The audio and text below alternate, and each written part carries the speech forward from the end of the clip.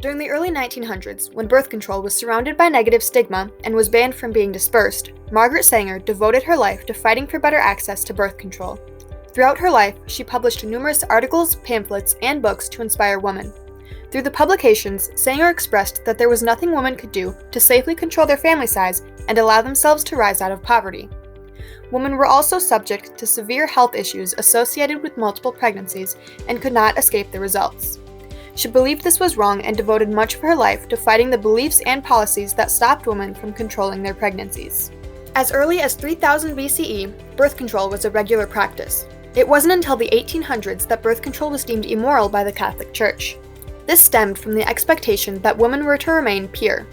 Another obstacle to universally available birth control was the 1873 Comstock Law, which was enforced by Special Agent Anthony Comstock of the United States Post Office and banned any material considered obscene, immoral, or indecent from being sent through the mail.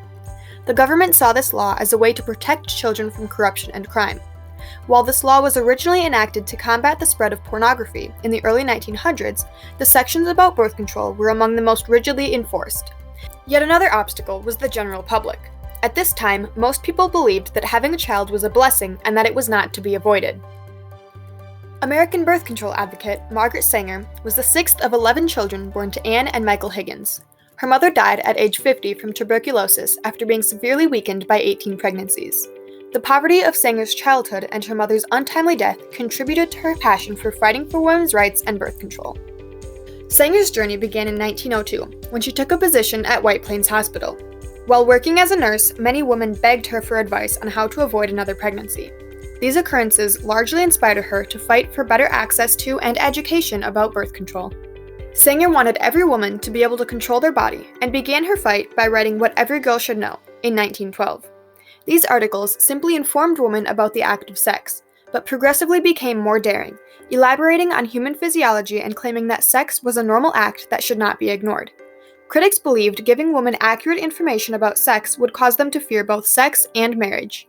These articles violated the Comstock Law and were therefore banned from being sent through the mail. Despite this, Sanger continued to write.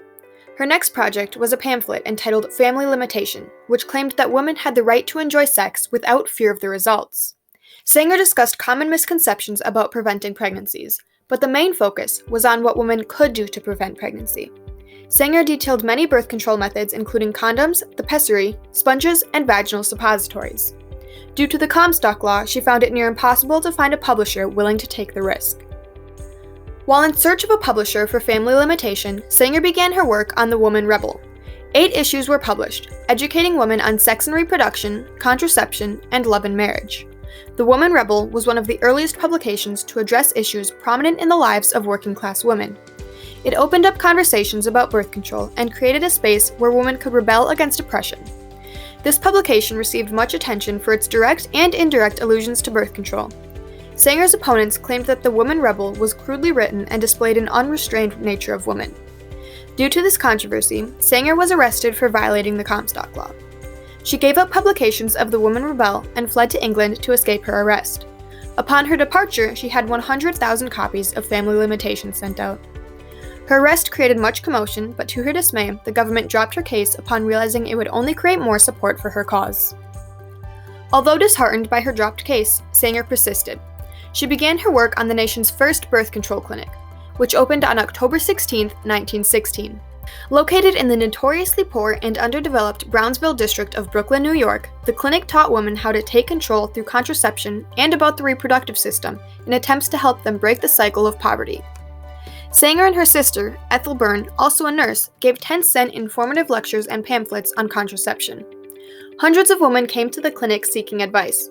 However, after only 9 days, it was closed by the authorities for violating the Comstock Law. Again, Sanger knew this would only draw more attention to her cause. Sanger and her sister were arrested and received 30 days in jail. Sanger was offered a deal. If she agreed to respect the Comstock Law, she would receive a pardon. She refused and spent her time in jail educating inmates on the importance of birth control. Upon her release, Sanger again took to writing, and in 1917 published articles in the Birth Control Review, but they did not generate the reaction she was aiming for.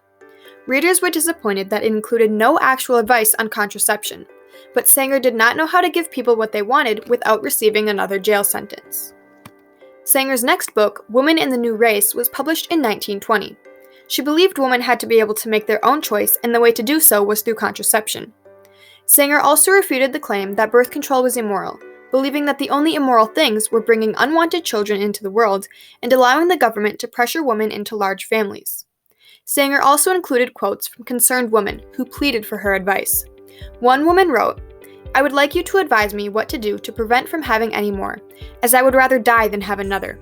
I am keeping away from my husband as much as I can, but it causes quarrels and almost separation." Another woman expressed how she felt like little more than a breeding machine. Sanger addressed many of these concerns in her future writings. Sanger's next publication was a book published in 1922. In The Pivot of Civilization, Sanger says, "Birth control is an ethical necessity for humanity today because it places in our hands a new instrument of self-expression and self-realization." Sanger believed that women were the key to future generations, and they needed to reject the belief that they were inferior to generate change. Sanger's books served to do something no other publications had: educate women about their bodies and rights. It was clear Sanger's work was gaining much attention, and the following year, in 1923, Sanger returned to open a clinic, the Birth Control Clinical Research Bureau in Manhattan. Here, she provided birth control to women and collected data on its long-term effectiveness. The same year, she integrated the American Birth Control League, which investigated the global impact of population growth.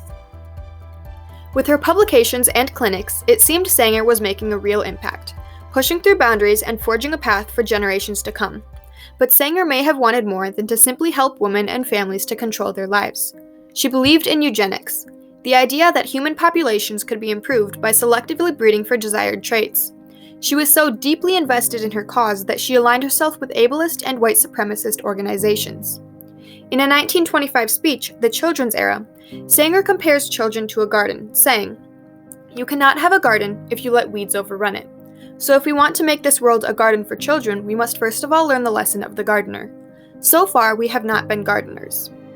By stating that certain traits were more desirable than others, she opened up a whole new world for birth control. Although she gained more widespread use of birth control, she also gained more adversaries, destroying much of her credibility. Although Sanger's association with eugenics tainted the reputation of both her and the American Birth Control League, which became Planned Parenthood, her fight for legalized birth control to be universally available allowed women to decide when and how many children they would have. Alexis McGill Johnson, president of Planned Parenthood, spoke out about Sanger's association with eugenics, saying, "We can no longer afford to reconcile or revise Margaret Sanger's legacy. We must reckon with it."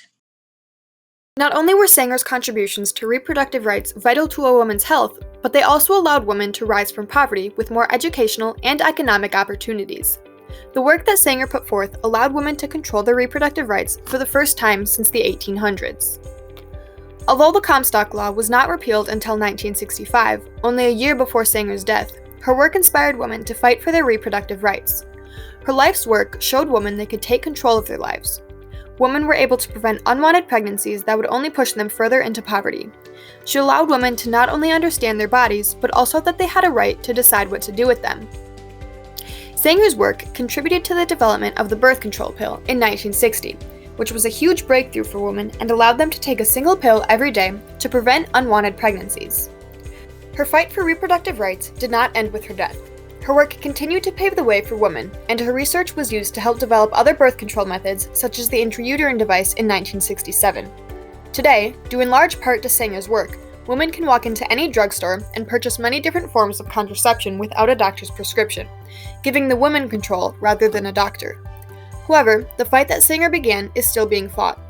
Margaret Sanger fought for legalized birth control to be universally available to women. Current events, such as the overturning of Roe v. Wade, continue to challenge these rights, and the work that Sanger put forth continues to aid in the fight.